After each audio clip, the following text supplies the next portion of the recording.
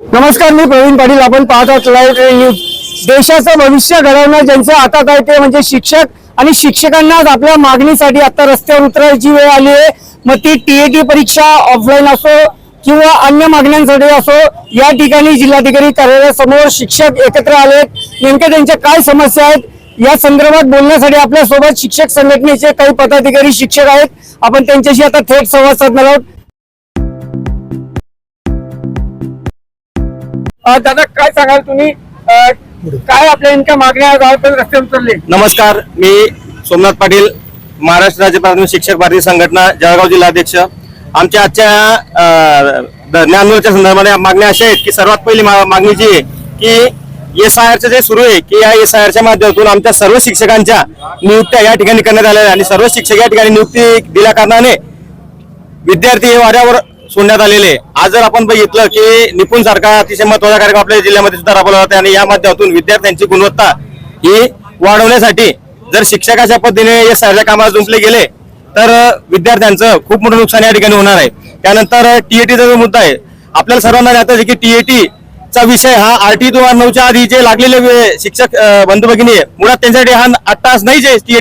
टीएटीचा हा विषय RT 2009 नंतर असल्या कारणाने आणि शासन निर्देशानुसार 2013 नंतर शासनाने ही टीएटी कंपल्सरी केलेली आहे. निव्वळ या शासनाने दुर्लक्षित केल्यामुळे इतर राज्यांमध्ये त्यामध्ये टीएटीचा मार्ग त्यांनी त्या ठिकाणी हे केलेला आहे. पण आपल्या राज्यामध्ये जर शासनाने आपल्या यांनी जर त्यामध्ये मार्ग काढला तर निश्चित 2009 पूर्वीच्या सर्व शिक्षक बंधू भगिनी यांना त्यामध्ये त्या ठिकाणी दिलासा मिळू शकतो. आणि त्यासाठी टीएटी ऑफलाईन नको आणि ऑनलाईन सुद्धा नको, टीएटी रद्द झालीच पाहिजे, हा सुद्धा आमचा मुद्दा आहे. आणि त्यानंतर इतरही जे महत्वाच्या गोष्टी जर बघितल्या तर पदवीधर शिक्षक आहे, पदवीधर शिक्षकांच्या वेतनश्रेणीचा प्रश्न आहे, वेतनश्रेणी सुद्धा त्यांना लावली जात नाही. आणि आज संपूर्ण शिक्षक आपण जर बघितलं तर एक भीतीच्या वातावरणामध्ये या ठिकाणी काम करतोय. तणावमुक्त जर शिक्षक काम करू शकला नाही तर तो येणारी भावी पिढी घडू शकणार नाही. तरी आमच्या या सर्व मागण्या या आम्ही आमच्या माध्यमातून समन्वयाच्या माध्यमातून माननीय कलेक्टर साहेबांकडे पोहोचणार आहोत. सर, काय सांगाल, किती शिक्षक यामध्ये सहभागी झाले आहेत? राज्यभराच्या आज जे शाळाबंद आंदोलन केलंय, जिल्ह्याभरातून किती शिक्षकांचा सहभाग? आज 9 जुलै 2026 आज राज्यव्यापी शाळाबंद आंदोलन आहे. संपूर्ण जर राज्यामध्ये पाहिलं तुम्ही तर जवळपास खूप मोठा प्रतिसाद या शाळाबंद मिळालेला आहे. आपल्याही जिल्ह्यामध्ये जवळपास 90%च्या वर शाळा या बंद आहेत आणि सर्व बंधू भगिनी या आंदोलनामध्ये सहभागी झालेले आहेत. त्यांच्या जीवाशी खेळणारे काही निर्णय शासन घेत आहेत. त्या शासनाच्या निर्णयाच्या निषेधार्थ या ठिकाणी सर्व शिक्षक लोक संतप्त झालेले आहेत आणि त्यांच्यातूनच हा एक मार्ग निवडलाय की आपण संविधानिक पद्धतीने या ठिकाणी आपल्या मागणीचं निवेदन कलेक्टर साहेबांना देऊ आणि कलेक्टर साहेबांमार्फत आपण राज्य शासनापर्यंत आमच्या ज्या मागण्या आहेत ते पोहोचू. मॅडम, काय सांगा, महिला शिक्षकांनी नेमक्या कुठल्या अडचणींचा सामना करावा लागतोय? आता BLOची ड्युटी असेल किंवा काय आपल्या मागण्या? मुळात BLOचं काम शिक्षकांकडे देणं हे चुकीचं आहे. पण BLO तर सोडा, SIRचं महत्वाचं काम देखील शिक्षकांकडे दिलेलं आहे. या अतिरिक्त कामांमुळे कौटुंबिक तणाव निर्माण होतोय, तसेच शारीरिक मानसिक तणाव देखील निर्माण होत आहे. तर हे आमच्याकडचं BLOचं काम काढून घ्यावं अशी शासनाकडे मागणी आहे. तसेच टीईटीची जी जाचक अट शासनाने घातली आहे सेवेत राहण्यासाठी, तर अतिशय चुकीची अशी अट आहे ती.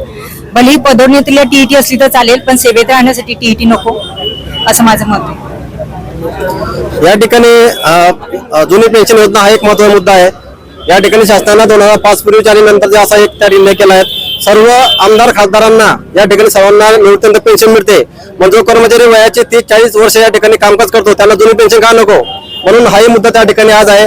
टीएटीचा ज्वलंत प्रश्न आहेत. त्या ठिकाणी SIRची कामं काढली पाहिजेत. त्या ठिकाणी तुम्ही नवीन त्या ठिकाणी कर्मचारी रित्तेकडे नियुक्त करा आणि शिक्षकांच्या ज्या समस्या आहेत या साऱ्या समस्यांचा एकजूट करून आज राज्यभर सर्व शिक्षक संघटना यांनी राज्यभर एकत्र येऊन प्रत्येक जिल्हाधिकारी कार्यालय या ठिकाणी हा मोर्चा आणलेला आहे. आणि आम्ही सुद्धा या ठिकाणी शेकडो संख्येने या ठिकाणी प्राथमिक असतील, माध्यमिक असतील, सर्व प्रकारच्या ज्या शिक्षकांच्या कर्मचारी संघटना आहेत, समन्वय समिती किंवा मध्यवर्ती संघटना या साऱ्यांनी मिळून आता थोड्या वेळात 1 वाजता माननीय जिल्हाधिकारी महोदयांनी वेळ दिलेली आहेत. 1 वाजता आम्ही त्यांना निवेदन देऊन आमचा हा जो हे झालेला जो 10 आमच्या मनामध्ये आहेत, जो रोष आमच्या मनामध्ये आहे, तो रोष आम्ही माननीय जिल्हाधिकारी महोदय यांच्या मार्फत सरकारपर्यंत त्या ठिकाणी आम्ही आज पोहोचणार आहोत.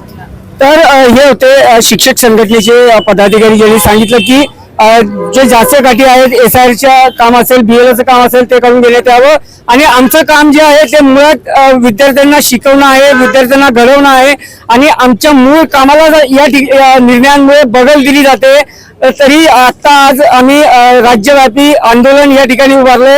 आज संपूर्ण राज्यभरामधील शाळा बंद आंदोलन या ठिकाणी उभारल्याचं पाहायला मिळत आहे आणि हे शिक्षक आपल्या या विविध मागण्यांसाठी रस्त्यावर उतरल्याचं पाहायला मिळत आहे. Praveen Patil, live train news, Jalgaon.